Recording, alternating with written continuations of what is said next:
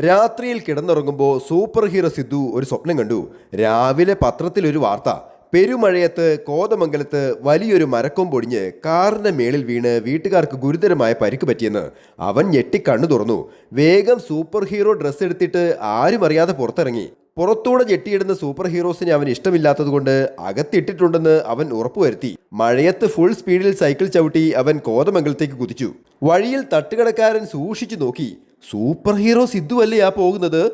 സൈക്കിളിന് സ്പീഡ് പോലും തോന്നിയപ്പോൾ മൂന്നാർ ഫാസ്റ്റ് പാസഞ്ചറിന്റെ പിറകിൽ തൂങ്ങിക്കിടന്നു. പെരുമഴയത്ത് ടൗൺ കഴിഞ്ഞുള്ള വളവിൽ അവൻ ആ വലിയ മരം കണ്ടു. പെട്ടെന്ന് ഉഗ്രശബ്ദത്തോടെ വലിയൊരു മരക്കൊമ്പ് ഒടിയാൻ തുടങ്ങി. സ്വപ്നത്തിൽ അവൻ കണ്ട മാലതിക്കാർ അതുവഴി ചീറിപ്പാഞ്ഞു വന്നതും സൂപ്പർ ഹീറോ സിദ്ധു സർവ്വശക്തിയും എടുത്ത് മരക്കൊമ്പ് കാറിൽ വീഴാതെ പൊക്കി പിടിച്ചു. കാറുകാർ സിദ്ധുവിനെ കണ്ട് ആവേശത്തോടെ ഒച്ച വെച്ചു, "വി ലവ് യു സിദ്ധു!"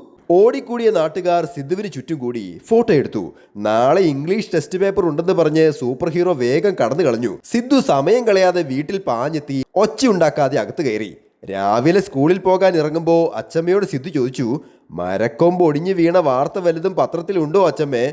അത് കേട്ട് ഞാൻ പൊട്ടിച്ചിരിച്ചു. "നീ ഇന്നലെ ഉറക്കത്തിൽ എന്തൊക്കെയാ സിദ്ധു വിളിച്ചു പറഞ്ഞത്?" അപ്പോഴാണ് പാവ സൂപ്പർ ഹീറോയ്ക്ക് ബോധം വന്നത്. രാത്രിയിൽ കോതമംഗലത്തിന് പോയതും രക്ഷാപ്രവർത്തനം നടത്തിയതുമൊക്കെ വീട്ടുകാരും അറിഞ്ഞു എന്ന്. ആരും കളിയാക്കരുത് കേട്ടോ. സൂപ്പർ ഹീറോ ആയില്ലെങ്കിലും ആഗ്രഹിക്കുന്നത് തെറ്റല്ലല്ലോ. Happy drawing, Sanish Divakaran.